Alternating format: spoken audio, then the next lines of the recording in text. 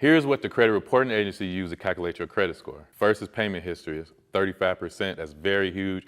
Just make sure you're on time. One hack to do this is just setting your minimum payment on auto pay, and you can always go back in and pay any amount, just making sure you're making that payment. That's the most important thing. The second is making sure you're keeping your balances low, is utilization. Making sure you are making payments and keeping it under 30% at least. The third thing is how many accounts do you have? There's actually under 5 accounts is considered a thin file, so making sure you're trying to have at least 5 accounts. The next thing would be inquiries. If you're just out applying for stuff, it's going to damage your credit, so don't just be applying for things. And then the last thing is, of course, is the average age. With all of your accounts together, you get an average age. For example, if I got 2 accounts that's 5 years old, the average age would be 2.5 years.